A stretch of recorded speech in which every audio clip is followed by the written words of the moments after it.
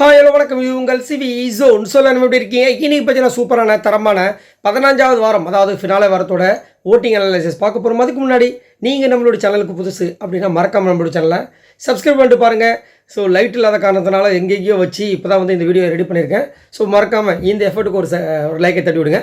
வாங்க அந்த வீடியோக்குள்ளே போகலாம். ஸோ அதுக்கு முன்னாடி பார்த்தீங்கன்னா பணப்பெட்டியில் வந்துட்டு நிறைய ட்விஸ்ட் அண்ட் டர்ன்ஸ்லாம் கொடுத்துட்டே இருக்காங்க. அது மட்டும் இல்லாமல் இன்றைக்கி நம்மளே பார்த்துருப்போம், டாஸ் பீஸ்ட் நம்மளோட ரயான் வந்து வேறு மாதிரி வெறித்தனமாக வந்து 2 லட்சத்தை அடிச்சிருப்பார். அதுக்கப்புறம் யாரெல்லாம் உள்ளே வந்து அடிச்சிருக்காங்க அப்படின்ட்டு வந்திருக்குன்னா, பவித்ரா அவர்களும் சூப்பராக வந்து 2 லட்சத்தை தட்டியிருக்காங்க. அதுக்கப்புறம் ஜாக்லின் வந்துட்டு 4 லட்சத்தை எடுக்க போய் இன்னும் வராங்கன்னு சொல்லிகிட்டே இருக்காங்க. அது இது வரைக்கும் ஆச்சா என்னன்னு தெரில.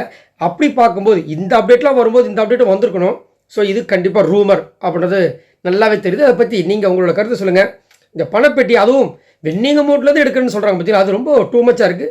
அதை பற்றி சொல்லுங்கள். அதுக்கப்புறம் பார்த்தீங்கன்னா காலையிலேருந்து ஒரு விஷயம் வந்துட்டு ரொம்ப கிரிஞ்சாக போயிட்டுருக்கு. அதில் குறிப்பாக வந்து ஆர்னவன் அன்ஷிதா, ஐயோப்பா அன்ஷிதா ஒரு பக்கம் ஃபீலிங்கில் வந்துட்டு இருக்கிறதும், அதுவும் வந்துட்டு விஷால் வந்து என்னை ரொம்ப ரெஸ்பெக்ட் பண்ணுறான் அப்படின்னு சொல்கிறது நல்லா தான் இருக்குது. ஆனால் அதுக்கு முன்னாடி பார்த்தீங்கன்னா இவர் ஆர்னவ வெறுப்பேற்றுன்னு சொல்லிட்டு ஒரு சில விஷயங்கள் பண்ணி ஆர்னவ வந்து கையில் இருக்கிற கிளாஸை உடச்சது, இதெல்லாம் ரொம்ப வந்துச்சு. ஒரு இடத்துல வந்து மனசு உட்காந்து அழ ஆரம்பிச்சிட்டார். புதுசாக பார்க்குறவங்க கூட எனக்கு பயமாக இருக்குது, யார் என் முதுகில் குத்துவாங்கன்னு தெரியல, யார் நல்லவங்கன்னு தெரியல அப்படிலாம் சொல்லி ஃபீல் பண்ணிட்டு இருந்தார். ஸோ இவங்க 2 பேரை பற்றி என்ன நினைக்கிறீங்க? மறக்காமல் கமெண்ட்ஸ் பண்ணுங்கள். யாரும் தப்புன்னு சொல்ல முடியாது, அது அவங்களோட பர்சனல். உங்களோட கருத்துக்களை சொல்லுங்கள். இப்போ வாங்க நம்ம அந்த அனாலிசிஸ் வீடியோக்குள்ளே போகலாம். ஃபர்ஸ்ட் பிளேஸில் யார் இருக்கா அப்படி பற்றி நம்மளுடைய முத்துக்குமரன் இருக்காரு. இவர் எவ்வளோ ஓட்ஸ் வாங்கியிருக்காரு அப்படி பார்த்தீங்கன்னா 1,28,808 ஓட்ஸ் வாங்கியிருக்காரு. ஓட்டிங் பர்சன்டேஜ் பார்த்தீங்கன்னா 46.9. இந்த மாதிரிலாம் ஓட்டு இது வரைக்கும் யாருக்காவது வந்திருக்கா? நல்லா யோசிச்சு பாருங்கள். காரணம் இவருடைய அந்த டெடிக்கேஷன். ஏன்னா இன்றைக்கி வந்துட்டு திடீர்னு நம்ம ஆர்ஜியானது ஒரு டாஸ்க் மாதிரி கொடுத்துட்டாங்க. எங்க உங்கள் பக்கத்தில் இத்தனை பேர் இருக்காங்களே, உங்கள் டாப் 6 கண்டஸ்டன்ஸ், அவங்கள பற்றி கொஞ்சம் பெருமையாக சொல்லுங்கள் அப்படிங்கும்போது எல்லாரும் வராங்க, வந்து முத்துக்கோன்னு அப்படி புகழ்ந்து தள்ளுறாங்க. இதுலேயும் பெரிய ஹைலைட் என்னென்னா, ரயான் வந்து சொன்னது தான்.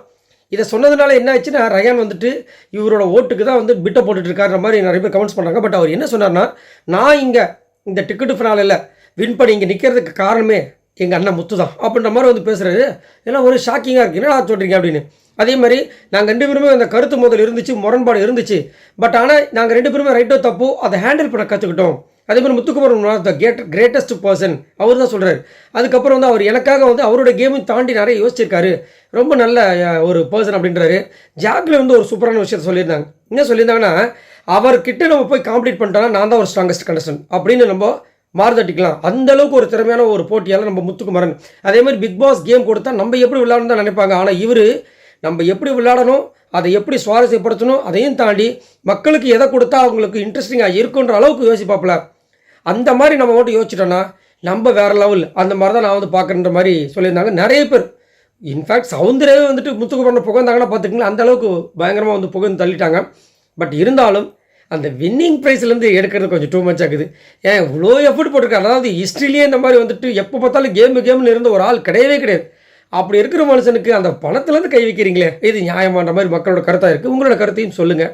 2வது பிளேஸ் பற்றி நம்மளுடைய சௌந்தர்யா இருக்காங்க. இவங்க எவ்வளோ ஓட்ஸ் வாங்கியிருக்காங்க அப்படி பார்த்தீங்கன்னா 50,796 ஓட்ஸ் வாங்கியிருக்காங்க. ஓட்டிங் பர்சன்டேஜ் பார்த்தீங்கன்னா 18.49. ஸோ சௌந்தர்யா கிட்ட ஒரு பெரிய ஒரு மைனஸ் பாயிண்ட் என்ன அப்படின்னு பார்த்தீங்கன்னா, டாஸ்கில் பெருசாக வந்து பங்கெடுக்க மாட்டாங்க. அதை இன்றைக்கி அவங்க உணர்ந்த தருணமாக ஒரு விஷயம் நடந்துச்சு. ஏன்னா பிக் பாஸ் வந்து ஒரு திடீர்னு ஒரு சர்ப்ரைஸ் மாதிரி ஒன்று கொடுத்தாரு. என்னென்னா உங்களோட 100 நாள் பயண வீடியோ அப்படின்னு போய் பார்க்குறோம். சௌந்தர்யாவை தேடி வலை போட்டு தேட வேண்டியதாக இருக்குது. எங்கேயாவது விட்டுவிட்டால் கொஞ்சம் கொஞ்சமாக இருக்காங்க. அதைத்தான் நம்ம முதலேருந்தே சொல்கிறோம். சௌந்தர்யா வந்து இன்னும் நல்லா எஃபர்ட் அதாவது இந்த விஷயத்துக்கு இவ்வளோ மக்கள் வந்து ஆதரவு கொடுக்குறாங்க. ஒரு பக்கம் பிஆர் இருந்தாலும் மக்களோட சப்போர்ட்டும் இருக்குது. இவங்க மட்டும் இன்னும் இறங்கி சௌந்தர்யா வந்து ஜாக்லின் மாதிரியோ இல்லை பவித்ரா மாதிரி கொஞ்சம் எஃபர்ட் போட்டிருந்தாங்கன்னா வேறு மாதிரி வெறுத்தனமாக வந்திருப்பாங்க. பட் இன்றைக்கி அந்த விஷயத்த எடுத்தாங்க. இல்லைன்னா பெட்டியை நான் இறங்கி எடுக்கிறேன் அப்படின்னு சொல்லிட்டு போயிருக்காங்க. போனவங்க பயத்தில் பாதி வழியில் திரும்பி வந்திருக்காங்க. பட் அவங்க சேஃப்டி தான், ஒன்றும் பிரச்சனை இல்லை. ஏன்னா பொட்டியை எடுத்தால் தான் அவங்க உள்ளே வரணுன்ற அவசியம் கிடையாது. சப்போஸ் பயமாக இருந்துச்சுன்னா நீங்கள் பெட்டியை எடுக்காமே உள்ளே வரலாம்ன்ற மாதிரி சொல்லியிருந்தாங்க. அதனால் வந்துட்டாங்க. பட் ஏதாவது பண்ணணும்னு நினச்சி பண்ணாங்களே, அது வரைக்கும் ரொம்ப சந்தோஷம். அதே மாதிரி இந்த ஆர்ஜியானது ஒரு டாஸ்க் கொடுத்தாங்க. அதில் வந்து எல்லாரையும் புகழ்ந்து சொல்லி சொன்னால் இவங்க போய் எல்லாத்தையும் வந்துட்டு ரோஸ்ட் பண்ணிகிட்டு இருக்காங்க. இந்த பொண்ணு இந்த மாதிரி பவித்ரெல்லாம் இப்படி ரயான்லாம் ஐயோ எனக்கு பிடிக்காது அப்படின்னு சொல்லிட்டு கடைசியில் வந்து முத்துக்குமரனுக்கு மட்டும் நல்ல விஷயமா சொல்கிறாங்க. ஒரு குழப்பமாக்குது, என்னவா இருக்கும் அப்படின்னு. ஒரு வேலை அது அப்படிலாம் இல்லை. ஓட்டுக்கெலாம் அவங்க வந்து விட்டு போகிற ஆள் கிடையாது. அதே மாதிரி இன்னொரு இடம் இந்த மாக்காப்பா வந்துட்டு வந்திருக்காரு. இப்போ தான் வந்து பவித்ரா விட்டு எடுத்துகிட்டு இருந்தார். அங்கேயும் வந்து அவர் கேட்குற கேள்விக்கெலாம் முத்துக்குமரன் என்னம்மா எப்போ தான் இந்த முத்துக்குமரன் ஃபோபியா? இப்போ எனக்கு தெரிஞ்சு வீட்டுக்கு போனதுக்கப்புறமா ஏம்மா அந்த கரண்ட் பில் கிடையாது முத்துக்குமரம் கட்டுவோம் அப்படின்னு சொல்லுவாங்க போல இருக்கு. இன்னமா முத்துக்குமரம் சொல்லிட்டு இருக்கேன், சாரிப்பா மறந்துட்டான் பண்ணுற மாதிரி சொல்லுவாங்க போல இருக்கு. ஒன்றும் சொல்கிறதுக்கு இல்லை. 3வது பிளேஸ் பார்த்தீங்கன்னா நம்மளுடைய விஷால் இருக்கார். இவர் எவ்வளோ ஓட்ஸ் வாங்கியிருக்காரு அவரை பார்த்தீங்கன்னா 34,071 ஓட்ஸ் வாங்கியிருக்காரு. ஓட்டிங் பர்சன்டேஜ் பார்த்தீங்கன்னா 12.4. விஷால் வந்தவங்க எல்லாருமே வந்துட்டு குட் என்டர்டெய்னர். அவனுக்கு வர பிரச்சனையெல்லாம் வந்து சூப்பராக எப்படி ஹேண்டில் பண்ண தெரியல. கேப்டன் தோனி மாதிரி ஜாக்லின் கேப்டன் தோனி எப்படி நம்மளுக்கு பிடிக்குமோ அதே மாதிரி இவர் வந்துட்டு எல்லா சுச்சுவேஷன்ஸ்லையும் ரொம்ப அப்படியே கூலாக ஹேண்டில் பண்ணுறான் அப்படின்னு இவங்க சொல்கிறாங்க. இவருக்குள்ளே போட்ட கஷ்டம் நம்மளுக்கு தான் தெரியும். முத்துக்குமருக்கு தெரியும். முத்துக்குமர் சொன்னாப்புல ஆனால் நீ கரெக்டாக ஹேண்டில் பண்ணிட்டு வந்துட்டடா அப்படின்னு. ஆனால் அவர் வந்து நிற்கும்போது விஷால் வந்து நின்று பேசும்போது ஒருத்தவங்க மூஞ்ச காமிச்சிட்டே இருந்தாங்க தர்ஷிகா. அவங்க எவ்வளோ வருத்தமாக இருந்திருக்கும். ஏன்னா கண்ணுக்கு தெரிஞ்சு அவங்க ஏமாந்தவங்க. இதில் இன்னொரு விஷயம் நடக்குது. ஒரு இடத்துல அனுப்பிச்சதா வந்து இப்படி படுத்துருக்காங்க முடியலையா. இவர் சோறு ஊட்டிகிட்டே பேசுகிறாரு. அப்போ வந்துட்டு இந்த பணப்பெட்டி எடுக்கிற விஷயங்கள் வரும்போது இவர் காலையில் சத்யா கிட்ட வர சொல்கிறாரு. இன்னொன்று பணப்பெட்டி எடுக்க போகிறோம் எப்படின்னா பணம் கிட்ட போயிட்டு தொட்டுட்டு வந்துடுவாராம். எப்படி பணம் கிட்ட போயிட்டு பணப்பெட்டியை தொட்டுட்டு வந்துடுவாராம், பணத்தை எடுக்க மாட்டாராம் இப்படின்னு சத்யா சொல்லி ஏமாத்துறாரு. இது வரைக்கும் எடுக்கல வச்சுக்கோங்களேன்.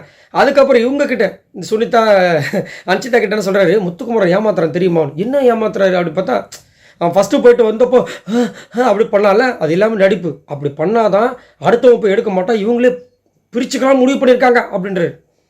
இவங்க போகவும் மாட்டாங்க. அதாவது உனக்கு ஆளவும் தெரியாது, சும்மா உக்காரனா அதையும் பண்ண மாட்டேன், ஏன்டா அப்படி டார்ச்சர் பண்ணுற மாதிரி அந்த டைலாக் தான் எனக்கு ஞாபகத்தில் வருது. இவரும் போக மாட்டாராம், போகிறவங்கள கிண்டல் பண்ணுவாராம். ஆனால் இந்த புகழ்ந்து சொல்கிற அந்த டாஸ்கில் வந்துட்டு அப்படியே நீ பெரியால வருவடா அப்படின்றாங்க. எது ஏன் நம்புறது ஒன்றுமே புரியலப்பா அப்படின்ற மாதிரி இருந்துச்சு. உங்களுக்கு என்ன தோணுதுன்றதை சொல்லுங்கள். பட் இவருக்கு அன்ஷிதா ஒரு சூப்பரான ஒரு வாக்கியம் சொன்னாங்க. என்னன்னா அவன் என்னை ரெஸ்பெக்ட் பண்ணுறான்னு. அந்த வார்த்தை ரொம்ப பெரிய வார்த்தை. பெரும்பாலும் பெண்கள் கிட்டேருந்து ஆண்களுக்கு இந்த மாதிரி ஒரு விஷயம் வந்து அவ்வளோ சீக்கிரத்தில் வராது. அதை ஏன் பண்ணுறாரு, அது உண்மையிலே பெரிய விஷயம். வாழ்த்துக்கள். 4வது பிளேஸ் பற்றி நம்மளே ஜாக்லின் இருக்காங்க. இவங்க எவ்வளோ ஓட்ஸ் வாங்கியிருக்காங்க அப்படி பார்த்தீங்கன்னா 26,995 ஓட்ஸ் வாங்கியிருக்காங்க. ஓட்டிங் பர்சன்டேஜ் பார்த்தீங்கன்னா 9.83. ஸோ ஜாக்லின் திறமையான ஒரு போட்டியாளர், மாற்று கருத்து கிடையாது. அது மட்டும் இல்லாமல் இன்றைக்கி காலையிலேருந்து ஒரு பெரிய ரூமர், நிறைய பேர் எனக்கு ஃபோனு மெசேஜெலாம் வந்துருச்சு. சார் ப்ரோ தம்பி என்னங்க இந்த மாதிரி ஜாக்லின் வெளியே போயிட்டான்னு சொல்கிறாங்களே அது உண்மையா அப்படின்னு. ஏங்க அதெல்லாம் உண்மை கிடையாதுங்க அப்படின்னு. சரி யார் உங்களுக்கு என்ன அப்டேட் சொன்னாங்க அப்படின்னு கேட்டால் 4 லட்சம் எடுக்கிறதுக்கு வெளியே போனாராம். சரி போனவங்க வந்து திரும்ப பொட்டி எடுத்துகிட்டு வரும்போது ஏதோ ஆகிடுச்சான், உள்ளே வந்தாங்களே தெரியலன்னு. சரி 4 லட்சம் அப்டேட் கொடுத்தது யார், அவங்க ஒருத்தவங்க சொல்கிறாங்க. அப்போ அவங்க தானே உள்ளே வந்ததையும் பார்த்துருப்பாங்க, அவங்க ஏன் சொல்ல. அதானே புரியுதுங்களா. இப்போது எல்லாமே ரூமர் சரிங்களா. இப்போது பவித்ரா எடுத்துட்டாங்க, சௌந்தர்யா போயிட்டு ரிட்டர்ன் வந்துட்டாங்க, இந்த மாதிரி அப்டேட்லாம் இப்போ தான் வருது. அது நடந்த விஷயங்கள்லாம் கரெக்டாக வருதுல்ல. அப்போ ஜாக்லினோட அப்டேட்டும் வந்திருக்கணும்ல, ஏன் வரல. சரி ஜாக்லின் வந்துட்டு இந்த மாதிரி எடுக்க போனாங்க 4 லட்சத்தை உள்ளே வரலன்னு சொல்கிறாங்கன்னா என்ன அர்த்தம் இதில். அப்போ ஒன்று எடுக்க போகிறாங்க, கண்டிப்பாக உள்ளே வந்துட்டாங்க, அதை சஸ்பென்ஸ் கிரியேட் பண்ணுறதுக்காக ஒன்றா இருக்கணும். இல்லைன்னா அந்த மாதிரி நடந்திருக்காது. இவங்களாம் வந்து வியூஸ்க்காக ஏதோ ஒரு ரூமர் கிளப்பி விட்டுருக்கணும். ஒருத்தர் கிளப்பி விட்டார்னா அப்படியே பற்றிட்டு போகல, அந்த மாதிரி ஆயிருக்கும். இதுதான் எனக்கு தெரிஞ்சு. மற்றபடி ஜாக்லின் சூப்பரான ஒரு பிளேயர். அதே மாதிரி ஜாக்லின் நிறைய பேர் வந்து சூப்பராக சொன்னாங்க இவங்க ஃப்ரெண்ட்ஷிப்பு கேம் இதை மிக்ஸ் பண்ண மாட்டாங்கன்னு. பட் நிறைய இடங்கள் மிக்ஸ் பண்ணியிருக்காங்க, அது நம்மளுக்கே தெரியும். அதே மாதிரி விஷால் ஜாக்லினை பற்றி என்ன சொல்லிட்டாருன்னா அவங்க வந்து ட்ரிகர் பண்ணுறாங்களாம். என்ன ட்ரிகர் பண்ணுறாங்களா, நான் வந்து எடுக்கலாம்னு பார்க்குறேன்னு கடைசி வரைக்கும் எடுக்க மாட்டான். ஆனால் பக்கத்தில் இருக்கவங்களாம் ட்ரிகர் பண்ணுறது, இவங்க ஒரு வேளை எடுத்துருவாங்களா அப்போ நம்மளும் எடுத்துருவோம்னு சொல்லிட்டு நம்ம பண்ணுவோம்ல, அதுக்காக பண்ணுறாங்களாம். சூப்பர். இல்லைனா நீங்கள் எடுத்துருவீங்க என்ன விஷால் அப்படி நம்ம இருந்துச்சு. 5வது பிளேஸ் பார்த்தீங்கன்னா ரொம்ப கொடுமையான விஷயம், ரயான் வந்திருக்காரு. என்னங்க பவித்ரா சொல்கிறேன் வெயிட் பண்ணுங்கள். 5வது பிளேஸ் பற்றி நம்மளுடைய ரயான் இருக்காரு. இவர் எவ்வளோ ஓட்ஸ் வாங்கியிருக்காரு அப்படி பார்த்தீங்கன்னா 17,264 ஓட்ஸ் வாங்கியிருக்காரு. ஓட்டிங் பர்சன்டேஜ் பார்த்தீங்கன்னா 6.29. ஸோ ரயான் வந்துட்டு கொஞ்சம் கொஞ்சமாக மேலே வந்துட்டார். 1500 ஓட்டு கிட்ட டிஃப்ரென்ஸ் இருந்தார். இப்போ பார்த்தீங்கன்னா மேலே வந்திருக்கார். ரைட்டு புரிஞ்சு போச்சு, அவங்களோட இது புரிஞ்சு போச்சு அப்படின்ற மாதிரி இருக்குது. ஸோ ரயான் வந்துட்டு இன்றைக்கி என்னமோ புதுசாக வந்துட்டு முத்துக்குமரன் கிட்ட பேசுகிறதும் கொஞ்சம் கொலாவறதும், எப்படி அது வந்து அருண் பிரசாத்தும் முத்துக்குமரன் திடீர்னு ஒன்றானாங்களோ அந்த மாதிரி இருக்குது. கொஞ்சம் டவுட்டாக இருக்குது. பட் இருந்தாலும் அது உண்மையாக இருக்கும். ஏன்னா 2 பேருமே வந்துட்டு அந்த யூனிவர்சல் பற்றி நிறைய விஷயங்கள் பேசுகிறாங்க. அந்த பிளாக் மேஜிக்கை சம்திங் ஏதோ ஒரு மேஜிக்னு சொல்லிட்டு அதை பற்றி பேசுகிறாங்க. அதில் கருத்து ஒத்துமை வந்துருச்சா இல்லை உண்மையிலே வந்து எல்லோரும் பேசுகிறாங்க. இந்த 3 நாள் தான் இருக்குது, கொஞ்சம் சாணக்கித்தனமாக யோசிக்கணும். இவனுக்கு வந்துட்டு நம்ம சப்போர்ட் பண்ணால் இவனோட ரசிகர்கள் நம்மளுக்கு ஓட்டு போட்டோன்னு சொல்லிட்டு தப்பான மனப்பாலை குடிச்சிட்டு போகிறோம் அப்படி மாதிரின்னு தோணுது. பட் எது எப்படியோ கேம் இஸ் ஓவர். மக்கள் ஓட்டு போடுறது இப்போ போய் திடீர்னு மாற்றிலாம் போட போகிறது கிடையாது. ஆனாலும் அவர் உண்மையாக தான் சொல்லிட்டு போகிறோன்ற மாதிரி தோணுச்சு. ஏன்னா அவர் ரொம்ப மனமார்த்தமாக சொன்னார், பரமாத்மாவாக சொன்னார். என்னென்னா நான் டிக்கெட்டு ஃபினாலே வின் பண்ணுறதுக்கு முக்கிய காரணம் அவர் தான். ஏன்னா ஒரு 3 மணி நேரம் கிட்ட எனக்கு வந்து ரொம்ப ஹோப் கொடுத்தான். அது உண்மையிலேயே சூப்பர்னு அக்காவையும் சொல்லியிருக்கலாம், சொல்லாமல் விட்டார். வீட்டுக்கு போனால் செம்ம டோஸ் இருக்குது அக்கா கிட்ட. 6வது பிளேஸ் பார்த்தீங்கன்னா நம்மளுடைய பவித்ரா இருக்காங்க. இவங்க எவ்வளோ ஓட்ஸ் வாங்கியிருக்காங்க அப்படி பார்த்தா 16,727 ஓட்ஸ் வாங்கியிருக்காங்க. ஓட்டிங் பர்சன்டேஜ் பார்த்தீங்கன்னா 6.09. எனக்கு தெரிஞ்சு பவித்ரா இன்றைக்கி மிட்வீக் விஷயம் இன்றைக்கி மேக்ஸிமம் போகிறதுக்கு வாய்ப்பு இருக்குது நம்ம தோணுது. ஏன் அப்படின்னா அன்அஃபிஷியல் ஓட்டிங்ஸில் லாஸ்ட் வந்துட்டாங்க. இப்போ கொஞ்ச நேரத்துக்கு முன்னாடி மாக்கப்பா கூட ஒரு இன்டர்வியூ நடந்துச்சு. அதில் வந்துட்டு அவங்களுக்கு ஒரு நிறைய கொஷின்ஸ் கேட்டாங்க. பட் அதில் ஒரு ஸ்பெசிஃபிக்கான ஒரு கொஷின் கேட்டாங்க. என்னென்னா, உங்கள் பயண வீடியோ எப்படி இருக்குன்னு நீங்கள் ஆசைப்படுறீங்கன்னு கேட்டாங்க.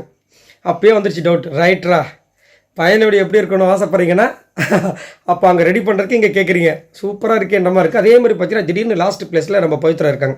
அதே மாதிரி அந்த இன்டர்வியூ பார்க்கும்போது நம்மளுக்கு ஆசையாக இருக்குது. ஆனால் இந்த பொண்ணு இவ்வளோ சூப்பராக பேசுது, இதில் பாதி பேசினாவே நல்லா வந்திருக்குமே அப்படின்ற மாதிரி. அது அவங்களே சொல்கிறாங்க, நான் இங்கே தானே உங்ககிட்ட ரொம்ப ஓப்பனாக பேசுகிறேன், உள்ளே போனால் பேச்சே வராது அப்படின்னு. அதுலேயும் ஒரு ரசிகர் வந்து இவங்களை சொல்லியிருக்காங்க, இவங்க பேசும்போது திடீர்னு எமோஷனலாக அழுவாங்க, அவங்க அழுகும்போது டிஷ்யூ பேப்பர் யூஸ் பண்ணுவாங்க, அந்த டிஷ்யூ பேப்பர் எனக்கு எடுத்துகிட்டு வாங்கன்னு இருக்காங்க. என்னையா ஒன்றும் புரியலையா? ஒரு வாட்டி நயன்தாரா வந்துட்டு ஃபோன் ஊதி அந்த பலூன் வச்சுருப்பாங்க, அந்த பலூனை கொடுங்க நான் எடுத்துகிட்டு போகிறேன்னு சொல்லிட்டு ஒரு ரசிகர் கேட்டுருப்பாரு. அந்த மாதிரி இருக்குது. இப்போ டயார்டு ஃபேன்ஸ்லாம் நிறைய பேர் இருப்பாங்க போல இருக்குது. இதனால தான் விஷால் சொல்லியிருக்காரு, அவங்க டைரக்டர் வந்துட்டு யார்கிட்ட வேணால் ரொம்ப வச்சுக்கோ, இந்த பவித்ரா கிட்ட போய் வச்சுக்காத, அவங்க ஃபேன்ஸ் உன்னை தொலைச்சிருவாங்க அப்படின்ட்டு. ரைட்டு. ஸோ அன்ஃபார்ச்சுனேட்லி அவங்க லாஸ்ட்டில் வந்துட்டாங்க. ஸோ கண்டிப்பாக வந்துட்டு இன்றைக்கி இல்லை நாளைக்கு மிட்வீக் எவிஷனில் அவங்க போகிறதுக்கு வாய்ப்புகள் 99% பிரகாசமாகிடுச்சு. சரி, இவங்க எல்லோரும் மொத்தமாக வாங்கின ஓட்ஸ் இது வரைக்கும் பார்த்தீங்கன்னா 2,74,661 ஓட்ஸ் வாங்கியிருக்காங்க. ஸோ இன்றைக்கி இல்லை நாளைக்கு கண்டிப்பாக பவித்ரா தான் போக போகிறாங்க போல இருக்குது. அது மட்டும் இல்லாமல் நல்ல வேலை போகும்போது 2 லட்ச ரூபா எடுத்துறாங்கன்ற ஒரு குட் நியூஸ் வந்திருக்கு. அது உண்மையிலே ஒரு நல்ல விஷயம். அது மட்டும் இல்லாமல் ஆல்ரெடி வியட்நாம் நாட்டுக்கு போகிறதுக்கு உண்டான ஒரு டிக்கெட் வச்சுருக்காங்க. ஸோ சூப்பரான சம்பவம். ஸோ ஒன்றும் சொல்கிறதுக்கு இல்லை. சரி, நீங்கள் உங்களோட கருத்தை சொல்லுங்கள். இந்த வாரம் இந்த மிட்வீக் எவிஷனில் ரயான் போக நினச்சோம், கடைசியில் பார்த்தீங்கன்னா பவித்ரா போகிற மாதிரி இருக்குது. இதை பற்றி என்ன நினைக்கிறீங்க? அது எப்படி திடீர்னு இந்த ஓட்டில் மாறும்னு நினைக்கிறீங்க? மறக்காமல் கமெண்ட்ஸ் பண்ணுங்கள். பாய் நண்பர்களே.